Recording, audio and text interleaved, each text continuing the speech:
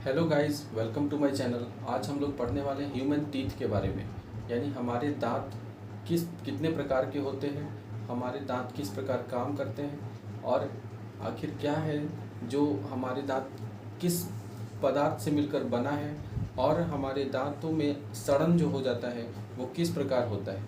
हम लोग जानते हैं कि हमारे जीवन काल में दांत दो बार आते हैं। एक जो छोटे बच्चे होते हैं उनका दांत आता है 2 साल के बाद, या किसी किसी में 1 साल के बाद आना शुरू हो जाता है और वो लगभग 6 7 या 8 साल तक 10 साल तक रहता है।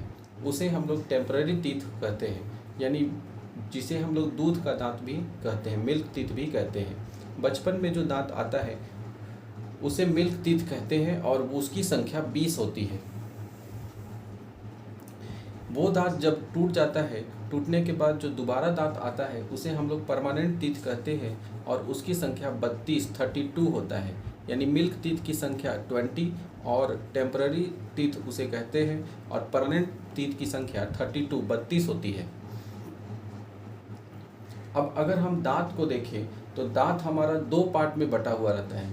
एक हमारे मसूड़े के अंदर भाग जो रहता है उसे रूट कहा जाता है और दूसरा जो मसूड़े के ऊपर का भाग रहता है जो दिखाई देता है उसे हम लोग क्राउन कहते हैं।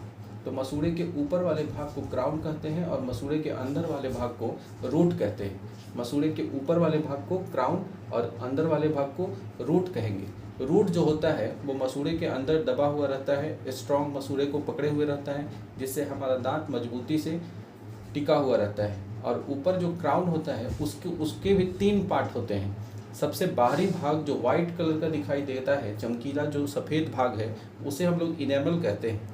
इनेमल जो होता है हमारे शरीर का सबसे कठोर भाग है, सबसे मजबूत नहीं कहेंगे, सबसे मजबूत जो है वो जबड़ा होता है और सबसे कठोर भाग जो है वो इनेमल होता है।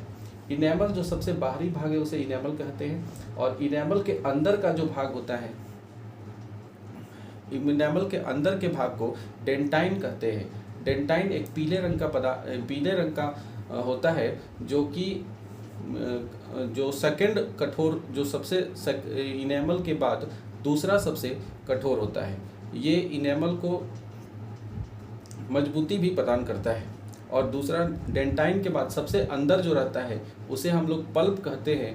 ये पल्प जो होता है वो मुलायम होता है, मसूड़े का बना होता है और इसमें जो होता है मुलायम टिश्यूज़ का बना होता है। और ये जो पल्प है ये इसमें रक्त वाहिकाएँ मतलब ब्लड वेसल्स का अंतिम जो सिरा है, ब्लड वेसल्स का अंतिम जो भाग है वो भी इसमें जुड़ा हुआ रहता है, पल्प से जुड़ा होता है। यानी कि ब्लड वेसल्स जो नर्व्स हैं वो इसमें जुड़े हुए होते हैं। और यही जो है मस्तिष्क को जब हम लोग कुछ भी चीज़ देखते हैं, जैसे कि कोई ठंडा चीज़ खाते हैं या फिर कुछ गर्म खाते हैं, तो ठंडा गर्म जो हमारे दांतों में झंझनाहट होता है, इसका एहसास मस्तिष्क को जो पल्प है, पल्प से जुड़े हुए जो नर्व्स हैं वो भेजकर पहुंचाते हैं। अब हमारे जो दांत देखेंगे आप अपने मुख में जब दांत को देखेंगे तो दांत का सभी शेप एक जैसा नहीं होता है और शेप भी एक जैसा नहीं होता है और उनका कार्य भी एक जैसा नहीं होता है। जैसे कि अगर हम लोग देखें तो हमारा जो सामने वाला दांत है उसे हम लोग, जो सामने का दांत है उसे हम लोग किसी चीज़ को काटने में मदद करता है, मतलब किसी चीज़ को काटने के लिए इस्तेमाल करते हैं, तो उसे कटिंग टीथ कहते हैं।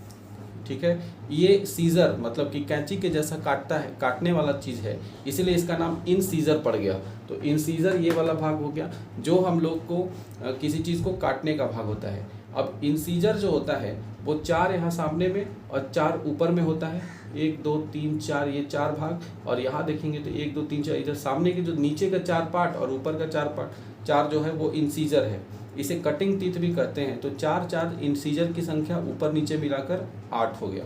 उसके बाद इंसीजर के बगल में जो रहता है, एक यहाँ एक इधर एक इधर एक इधर, मतलब 2 नीचे 2 इधर, तो इंसीजर के बगल में होता है कैनाइन। ठीक है, कैनाइन क्या होता है? कैनाइन किसी चीज़ को चीरने फाड़ने वाला दांत होता है। जो जानवर होते हैं उनमें यही कैनाइन जो है वो बड़ा बड़ा होता है। जानवरों में जैसे कि कुत्ता हो गया, शेर हो गया, उसमें कैनाइन जो है वो लंबा होता है, बड़ा निकला हुआ रहता है। उसके बाद हम लोग देखेंगे प्री मोलर। प्री मोलर जो किसे कहते हैं? प्री मोलर को हम लोग क्रैकिंग टीथ भी कहते हैं। क्रैकिंग टीथ मतलब किसी चीज़ को अगर तोड़ना है, पीसना है, नहीं पीसना नहीं, तोड़ना है, तो उसे हम लोग क्रैकिंग टीथ कहते हैं। तो क्रैकिंग टीथ के माध्यम से तोड़ते हैं। तो उसे वो उसकी संख्या कितना है, तो नीचे में उसकी संख्या इधर 2 और इधर 4 होती है, और 2 इधर और 2 इधर, मतलब 4 और 4 8 हो गया, ठीक है। और उसके बाद मोलर जो होता है उसे ग्राइंडिंग टीथ भी कहते हैं। मतलब सबसे किनारे में होता है मोलर। इधर 3, 1 2 3 ये मोलर, इधर 3, तो मोलर की संख्या 3 और 3 6 नीचे 6 ऊपर, यानी 12 होती है। तो अगर हम देखेंगे इंसीजर, तो इंसीजर की संख्या 8 होती है। उसके बाद है कैनाइन की संख्या 4 होती है। और फिर प्रीमोलर जो है उसकी संख्या भी 8 होगा, और फिर मोलर जिसकी संख्या 12 होगा। तो कुल मिलाकर हम देखें तो कितना हो गया, 32। तो इस प्रकार हमारे 32 दांत होते हैं, ठीक है। दांत का जो अध्ययन होता है, मतलब स्टडी ऑफ टीथ अगर बोले तो वो उसे कहते हैं ओडेंटोलॉजी। स्टडी ऑफ टीथ को एडेंटोलॉजी कहा जाता है। दांत के जो अध्ययन होता है, दांत की स्टडी जो होता है, दांतों के बारे में जिसे पढ़ाई होता है, उसे ओडेंटोलॉजी कहते हैं। और दांत का जो डॉक्टर होता है उसे हम लोग डेंटिस्ट कहते हैं, ठीक है।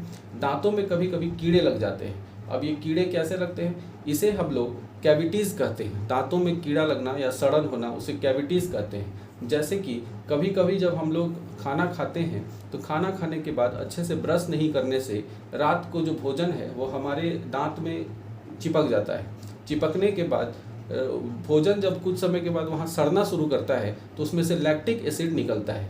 लैक्टिक एसिड जो है वो हमारे दांतों को, लैक्टिक एसिड के कारण, जैसे भोजन इसमें चिपका है तो ये सड़ने के बाद यहाँ जो लैक्टिक एसिड निकलेगा वो भोजन को, हमारे दांत को यहाँ से काला बना देगा। काला बना देगा मतलब इतना दूर का ये सड़ जाएगा, और सड़ने के कारण ही धीरे धीरे यहाँ पे इतना दूर पूरा भाग जो है वो गल के ख़त्म हो जाएगा। अब कभी भी जब गल जाएगा तो यहाँ नीचे में तो इसमें पल्प मौजूद है जो कि मुलायम है। अब ये सड़कर ख़त्म, जो खाद्य कण जो है वो कभी आकर के अगर इसमें फंस गया, फंसने के कारण ये पल्प को बार बार क्या करेगा, रगड़ के नुकसान पर पहुंचाएगा, जिसके कारण ये जो है वो फूल जाता है। और फूलने से यहाँ का आसपास का पूरा मसूड़ा फूल जाता है, और वही मसूड़ा फूलता है जिसके चलते खाने पीने में बाद में समस्या होती है, जिसका फिर लोग या तो दांत निकलवा देते हैं या फिर उसका अलग प्रकार से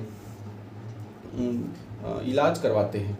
तो इसलिए हमें चिपचिपा चीज़, जैसे चॉकलेट हो गया जो ज़्यादा चिपचिपा है, मीठा चीज़ बहुत ज़्यादा चिपचिपा पदार्थ, ये सब लगातार नहीं खाना चाहिए। इसलिए बच्चों को चॉकलेट खाने से मना किया जाता है। और हमें लगातार क्या करना चाहिए, ब्रश करना चाहिए। और हम ब्रश में जो हम लोग पेस्ट का इस्तेमाल करते हैं उस समय ऐसे पेस्ट का इस्तेमाल करने जो किया जाना चाहिए जो कि फ्लोराइड युक्त होता है, जिसमें फ्लोराइड मौजूद होता है।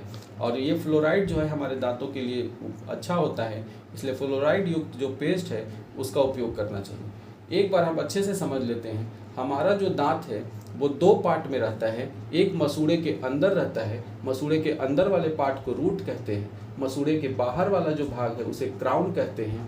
क्राउन जो होता है वो उसके भी 3 भाग होते हैं। पहला भाग जो सबसे बाहर का भाग है उसे इनेमल कहते हैं। इनेमल जो होता है वो शरीर का सबसे कठोर भाग होता है। उसके बाद जो इनेमल के अंदर जो भाग होता है उसे हम लोग, इनेमल के जो अंदर भाग है उसे हम लोग डेंटाइन कहते हैं। और डेंटाइन के अंदर भी एक जो भाग होता है जो बिल्कुल मुलायम होता है, इस भाग को पल्प कहते हैं। तो सबसे बाहरी भाग को हम लोग बोलेंगे इनेमल, उसके अंदर जो भाग है उसे डेंटाइन, और सबसे अंदर भाग है उसे पल्प कहते हैं। पल्प में ही ब्लड वेसल्स यानी कि जो नर्व सेल्स हैं वो जुड़े हुए रहते हैं। और इसी के कारण हमें दांतों में जब भी हम कभी ठंडा पानी बहुत ज़्यादा पीते हैं या बहुत ज़्यादा गर्म खाते हैं, आइसक्रीम खाते हैं, तो उससे क्या होता है कि जो झंझनाहट होता है वो इसी के द्वारा महसूस होता है। और ये हमारे मस्तिष्क से, ये जो नर्व सेल्स है हमारे मस्तिष्क को संदेश भेजता है कि क्या गर्म है, ठंडा है, ये सब चीज़ के फीलिंग के लिए मस्तिष्क को संदेश भेजता है। तो और इसमें जो संख्या है, जो सबसे बाहर का जो भाग है उसे हम लोग इंसीजर, सबसे आगे वाले दांत जो होते हैं उसे इंसीजर कहते हैं, और इंसीजर के बगल में जो दांत होता है दो दो ऊपर नीचे, उसे हम लोग केनाइन कहते हैं। केनाइन के बगल वाले भाग को हम लोग प्रीमोलर कहते हैं। प्रीमोलर की संख्या 8 होता है, और 2 इधर 2 इधर, 4 नीचे 4 ऊपर, तो 8 होता है। और जो फिर मोलर है, मोलर की संख्या 3 इधर होगा और 3 इधर, 6 नीचे तो 6 ऊपर, तो इस तरह से मोलर की संख्या 12 होती है, और कुल मिलाकर 32 दांत होते हैं। ठीक है, आई होप कि आपको ह्यूमन टीथ के बारे में अच्छे से समझ में आ गया होगा। धन्यवाद।